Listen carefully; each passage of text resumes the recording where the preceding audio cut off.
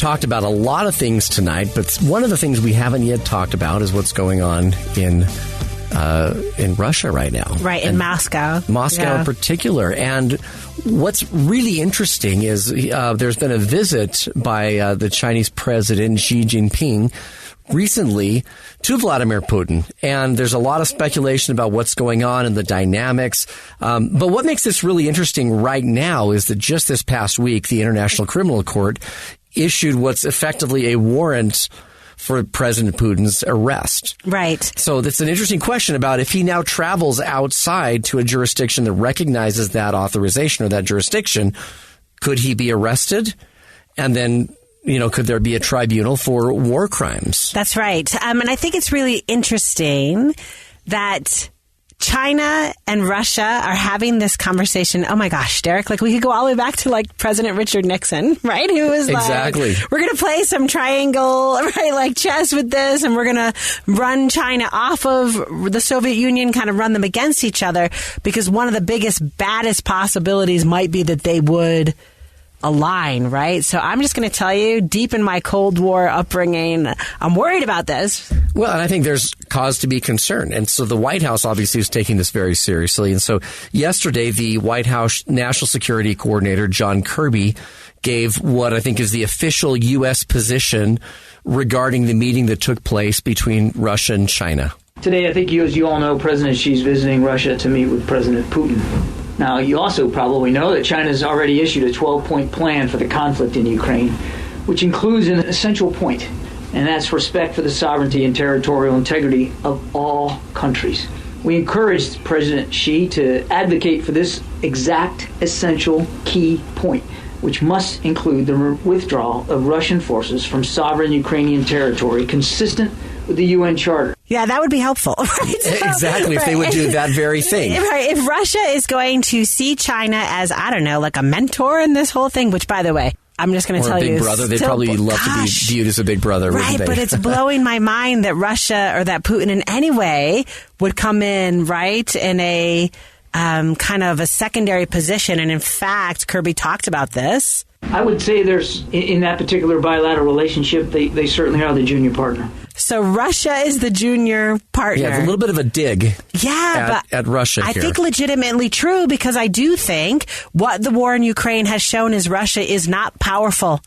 Right. So part of the reason why they need China to be their big brother or their mentor or the senior partner is because they can't do this on their own. So thank goodness China's going to tell them what to do and respect Ukraine's sovereignty. That works. But wow, I'm just it's hard for me. I have to kind of get over that Russia's not the big bad or something, right? That really and it's they may China. need to as well. I think Putin went into this with a set of expectations it did not work out like he planned, right? I think he thought that he had more influence than he did, and now you have China obviously looking at one of its strategic allies invading enemy territory, or invading, adjacent territory. And obviously China's now, they've got something else in mind, don't they? I mean, they're looking at this closely because they're paying attention to Taiwan. Right. Exactly. That's what's going on. And so now one of the interesting things is the possibility of whether China, as a result of this meeting, would provide weapons to Russia, which of course would go against the public stated opinion of China in their calls for peace. Now, you asked about provision of lethal weapons by China. We'll see what they come out of this meeting talking about. I mean, we don't know if there's going to be some sort of arrangement. I would just tell you that we still don't believe that China's taken it off the table. We still don't believe and haven't seen any indication that they're moving in that direction, or they've made a decision to provide, or that they're actually going to do that. It would run counter to what we've heard President Xi talk about in terms of what his ultimate goal here is. I think he put an op-ed out today talking about sovereignty, territorial integrity, finding a peaceful way to end this war. Providing lethal weapons would seem to be inconsistent with that goal. Right. I mean, I feel like the most peaceful end of the war is Russia leaves. Exactly. Just goes back to where they came. Right. To go back to their house. This is kind of a shot across the bow at China, saying, look, your stated goal is a peaceful resolution of the conflict, and anything that would include you providing weapons Russia is exactly counter to what you've said is your goal. Right. And what I also think is interesting, the Secretary of State talks about the position that the United States does not support a ceasefire on Russians' terms. Calling for a ceasefire that does not include the removal of Russian forces from Ukrainian territory would effectively be supporting the ratification of Russian conquest. It would recognize Russia's attempts to seize a sovereign neighbor's territory by force. It would enable Russia to further entrench positions in Ukraine. And a ceasefire now, without a durable solution, would allow President Putin to rest and refit his troops and then restart the war at a time more advantageous to Russia. The world should not be fooled by any tactical move by Russia, supported by China or any other country, to freeze the war on its own terms. Right. So again, like they want a ceasefire because they're losing, right? I think, right? Exactly. So, but they want a ceasefire that freezes what's happening now, which has them still in Ukraine, occupying territory that is not theirs, right? Exactly. So it's sort of a unilateral sort of freezing. Hey, while we're ahead, let's quickly end the Monopoly game right now, right, when I've got more money than you do.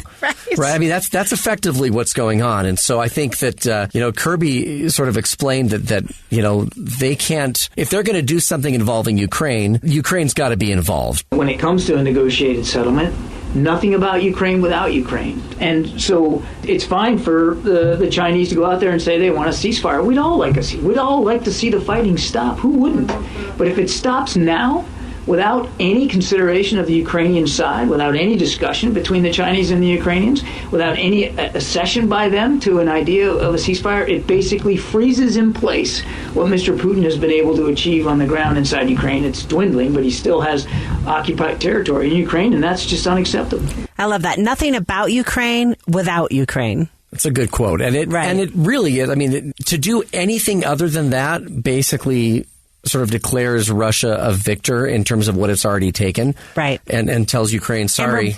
And rewards Russia's bad behavior. Exactly, which is why, the State Department's really clear in terms of where they are, what they want. Right. So yesterday, Inside Sources spoke to Phelim Kine, a political reporter, about this meeting, and he addressed the fact about why they might be getting together. I think that we need to recognize that these two autocrats, these two leaders, Xi and Putin, are seeking sanctuary in each other at a time when they both, to a certain extent, feel cornered. When you have Russia, which has been punished, grievously by sanctions, by isolation, by the West due to its invasion. At the same time, Beijing provides it a lifeline in terms of hard currency that powers the war machine in exchange for fire sale prices on gas and petroleum. Right. So they're two autocrats. They're seeking sanctuary. These are the takeaways from what I'm hearing. They both are kind of feeling isolated. Right. Except that. Right? China is the senior partner. Like, I'm just going to keep going back to that. So then I guess my question for you, Derek, in like the last 2 seconds that we have left in this segment. So what does America do? Do we try to become friendlier with China? So like Nixon did 50 years ago to box out Russia?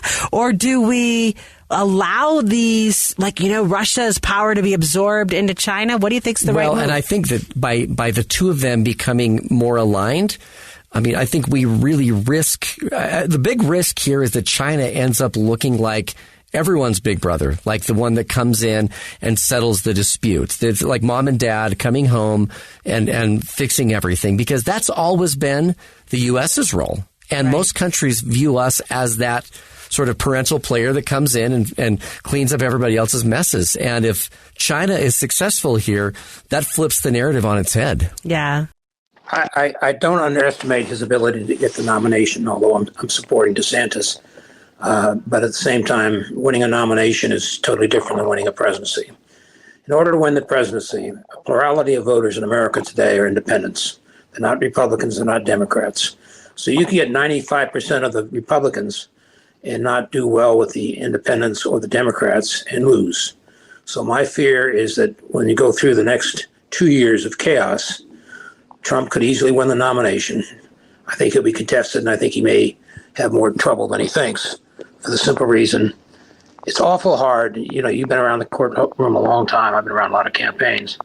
When the leader is distracted, and certainly Donald Trump's going to be distracted like he's never been distracted before, You can't have multiple court hearings and lawyers saying you got to sit down and give me your evidence, your testimony. You got to basically pay attention to this and be running a viable campaign. So I think there's chaos. I think where we are as a country is that Democrats would much rather have someone other than Joe Biden to run, even though they're comfortable with him now. They're just not comfortable with him in the future.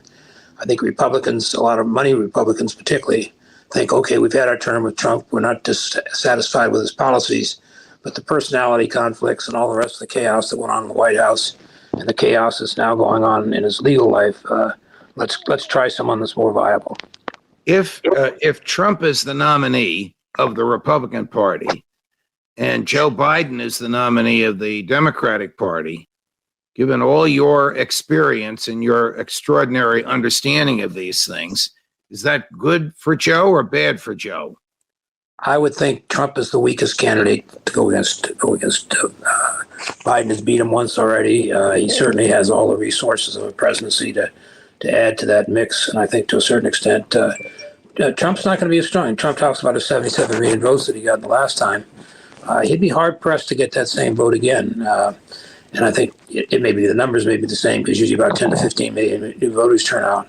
But he's certainly not going to attract the independents. I don't think he's going to bring back suburban women that we lost badly in the last two elections.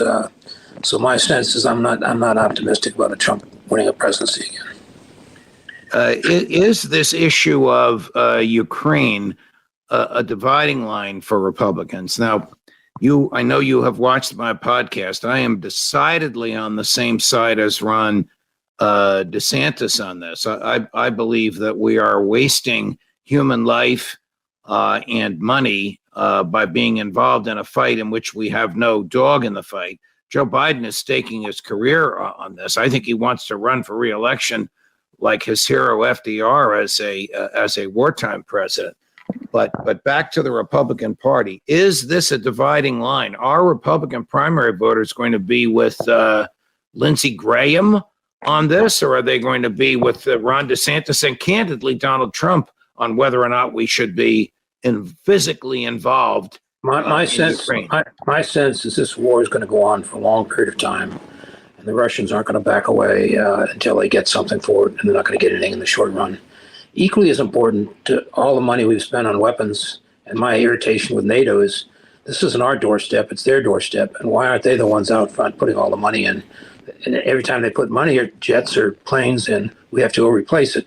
So I think the American public's going to tire if it goes on another year or two, and particularly Republicans. I think Republicans in the House are going to be more difficult to get money out of than Biden has done in the past with Republicans. I think the reality is. Go ahead. No, please finish. The reality is. The reality is it's a long-term game here, and then they're rebuilding Ukraine. Certainly, they're going to expect us to pick up a big part of that cost, and those costs are going to be enormous. Americans are going to say, "Thank you very much. We've got lots of things to do here in this country, and we're not exactly sound and furious in our economic matters." So I think you're going to find a real backing away, and I think that's the strategy of Putin is just hang in there as long as we can. It's the way they've always fought the wars. We don't care about men getting killed. The difference is we've now been in wars in which we have always put the troops in. We're now putting the weapons in for someone else to fight. Every bit is expensive, not in the sense of manpower, but in the sense of effectiveness. I don't think we've made a darn bit of difference long term other than spending an enormous sum of money. There's no end to what we can spend.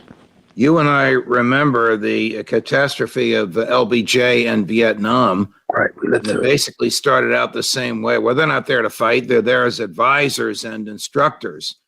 So Joe Biden has sent military equipment there that only Americans can operate. So we have advisors and instructors there. What are they doing? They're picking targets on this sophisticated equipment, and they're pulling the triggers. Not actually triggers. They're a bunch of buttons and switches you have to press simultaneously. But the point is, American boys are shooting at Russian boys. Congress hasn't authorized it. The public doesn't know about it. Here's, and I don't mean to pick on him, but he's an example of a wing of the Republican Party. Here's Senator Graham shortly after there was a confrontation over the Black Sea between an American spy drone and a Russian fighter pilot who identified the drone. Take a listen. Well, we should hold them accountable and say that if you ever get near another U.S. set flying in international waters, your airplane would be shot down. What would Ronald Reagan do right now? He would start shooting Russian planes down if they were threatening our assets. I'm not so sure Ronald Reagan would be shooting Russian planes down, but I'll let you answer. You worked for him. He would not be shooting Russian planes down. He certainly would, if the Russians made any kind of move on him. We had one incident early in the first administration where some Libyan jets came out and tried to engage us in international waters, and we shot them down. But they engaged us, and we crossed the line. And he'd given very strict orders that don't fire first. If they fire at us, take them out. And that's what we did. My sense is he wouldn't be shooting down planes. He wouldn't be shooting down balloons. I think the reality here is we've got to have a very consistent policy. Do we have an open-ended check? We spend an enormous amount of money on defense. We're never going to get out of our budgetary process until we take a hard look at defense. I remember I've been around Washington for 50 years now. And I remember when in the 70s when the defense budget and the social budget became equal. Now the defense budget is way ahead, and I think to a certain extent, we're talking about new submarines, we're talking about new planes. You'll never appease the generals, and the reality is the generals haven't won a war in a long, long time. And I think so. Our defense budget, you know this, and people watching us now know this, but I feel compelled to remind everybody, is larger than the next 12 nations' defense budgets combined, which of course includes Russia and China. But a lot of that impetus comes from the military-industrial complex and from Republican members of Congress. I mean, Trump and DeSantis, or whoever's going to run on the Ed Rollins attitude of we're wasting money on defense, is going to have to confront that Lindsey Graham wing of the Republican Party, which has typically voted for more money, more defense, a muscular national defense. How do you confront that? Well, first of all, Lindsey Graham will change his position 9 more times in the next month. Agreed on that. And his battle fatigues all came from being a legal officer as opposed to a combat officer. I think it's a serious question. I think we have to basically show strength. But the reality I go back to is there are 30 nations in NATO. Russia is not on our border. Ukraine is not on our border. There's a humanitarian effort that you always want to go in and see some bullying stopped. But we're the only ones in there. We're the only ones paying the price. And every time another country puts weapons in, we have to go replace those weapons. And I think the American public now sees a lot more priorities and doesn't see an end game here. I don't see an end game. I think as long as Putin is there, Putin's going to stay in this war as long as possible. He doesn't care how many men it takes to wipe out. At the end of the day, he's still got all the nukes. We don't have the nukes. I mean, we have nukes. He has nukes. Ukraine has no nukes. And sooner or later, he's not going to lose. He's not going to lose Russia, and he's not going to lose the ends of Ukraine that they've captured. So my sense is he's building his allies with China. I mean, I sit here and I watch all these news guys basically talk about, well, what war has China ever won? Why are we worried about China? As I recall my history, which I am a historian, they did a pretty effective job on us in Vietnam, pretty effective job on us in Korea, pretty effective job in any other. And the Chinese army today is far greater military than it was way back when. It's 500,000 to 1 million troops larger than ours, and they spend 1/4 on their defense budget of what we do. And, every once in a while, the Defense Department says, we can't find $200 million. We don't know what happened. We spent 5 years and $500,000 trying to find the $200 million, and we can't find it. Right. We just lost your face, Ed. Can you hear us? I can hear you. Can hear you just fine. Okay. We'll keep chatting. Is the likely prosecution of Donald Trump going to help him or hurt him in the Republican primaries? It looks like we lost Ed Rollins. Well, I'm going to run the clip of Governor DeSantis while Ed and his folks try and reconnect to us.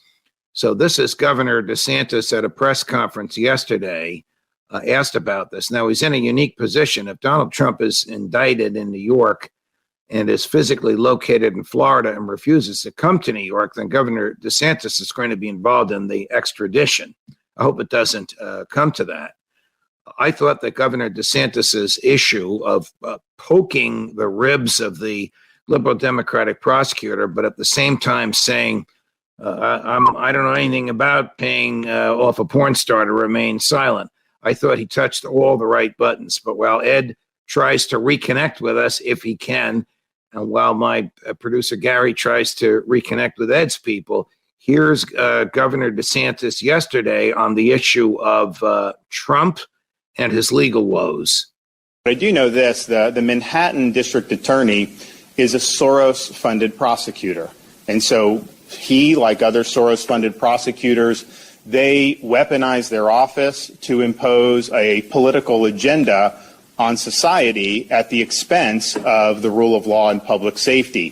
He has downgraded over 50% of the felonies to misdemeanors. He says he doesn't want to even have jail time for the vast, vast majority of crimes. And what we've seen in Manhattan is we've seen the crime rate go up and we've seen citizens become less safe. And so you're talking about this situation with, and look, I don't know what goes into paying hush money to a porn star to secure silence over some type of alleged affair. I can't speak to that. But what I can speak to is that if you have a prosecutor who is ignoring crimes happening every single day in his jurisdiction, and he chooses to go back many, many years ago to try to use something about porn star hush money payments, that's an example of pursuing a political agenda.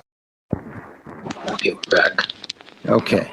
I don't know if you had a chance to hear what Governor DeSantis said. It sounded like you wrote it for him, Ed, because he touched all the right buttons. He attacked the prosecutor in New York City, Alvin Bragg, as being a left-wing progressive funded by George Soros, uninterested in serious criminal prosecution. But then he also said, I don't know anything about paying off porn stars for hush money. I just can't talk to that. So he reminded the listeners of the tawdry nature of the allegations against Trump, but at the same time distanced himself from the merits of the prosecution itself, suggesting the prosecutor should have more important things to do. I think that's the absolute correct way to handle it. Can you hang on 1 second? All right, these things happen, my dear Judging Freedom friends. This is not Fox News and it's not CNN. It's almost home cooked and homemade. Maybe that will change one day, but right now these things happen. Ed is a friend of mine and a gifted understander of what's going on with the Republican Party.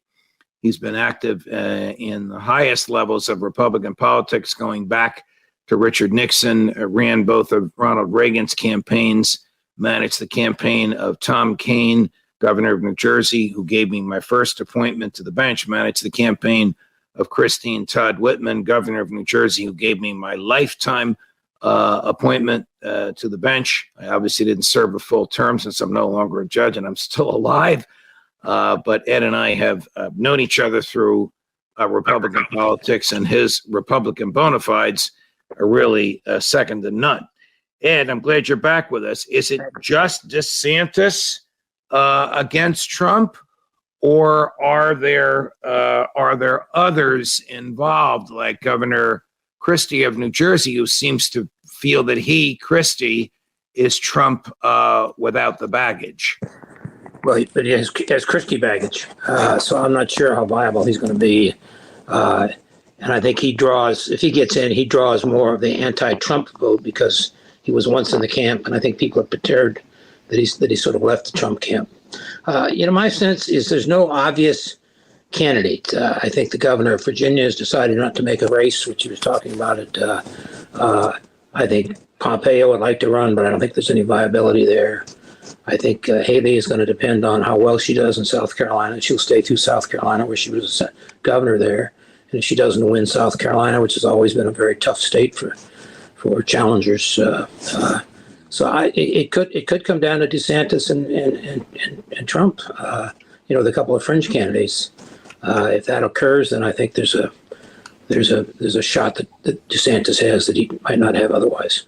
I want to play for you a tape from Admiral Kirby, who's the spokesperson for President Biden's National Security Council. Now, you and I know him. He used to be at Fox all the time. In those days, he was Admiral. Now he's John, but it's still the same human being. So earlier today, President Xi of China suggested to an international forum standing next to President Putin of Russia that the Ukrainians and the Russians enter into a ceasefire. I can't imagine he would have made that suggestion to President Putin's face without running it past him first. Xi is he's an authoritarian and a thug, but he's the ultimate surviving diplomat. One would think Joe Biden would say, yes, let's stop the bloodshed and let's stop the expenditure of money. No. Here's Admiral Kirby on President Xi's suggestion for a ceasefire. We'd be concerned if coming out of this meeting, there was some sort of call for a ceasefire. Because right now, while a ceasefire sounds good, it actually ratifies Russia's gains on the ground. It actually serves Russia's purpose for a ceasefire to basically call a stop right now without any acknowledgement that Russia's illegally inside Ukraine. So United States will be against the ceasefire because of this principal issue or because it was proposed by China? I think I've been very clear. It's about the principle of a ceasefire called for right now, which would essentially just ratify Russia's gains. You know, it's interesting because that clip was made before President Xi made his statement publicly. But as I said, it was generally assumed that President Xi was going to say this because he is a diplomat and he wouldn't say it without a trial balloon. Can Ron DeSantis win a majority of the Republican votes with that attitude? That Joe Biden is wrong, the war is wrong, we shouldn't be ending it, Russia's going to win, and it's not in our backyard. I don't think Russia's going to win. What I think Russia's going to do is try and solidify what they've already captured. They're not going to conquer Ukraine. And Ukraine, I don't think, is going to drive the occupied territories back into Russia. I mean, I think Ukraine would love to go fight and do some damage to Russia. That isn't going to happen. If they try and do that, then you're going to get into tactical nuclear weapons. I don't care who you are. I'm not a military leader, but that's just what's going to happen. I understand human nature. And Putin is not going to be the man who's going to lose Russia. And he now thinks Russia includes the provinces that they've already taken. I think this process will go on. This will be the ground discussions, but it'll go on for another year with a lot more bloodshed and a lot more resources. Ukraine doesn't have the resources. I think China will give Russia the resources that they need, and the other allies, Iran and the others that are dangerous allies to us, will all unify around Russia.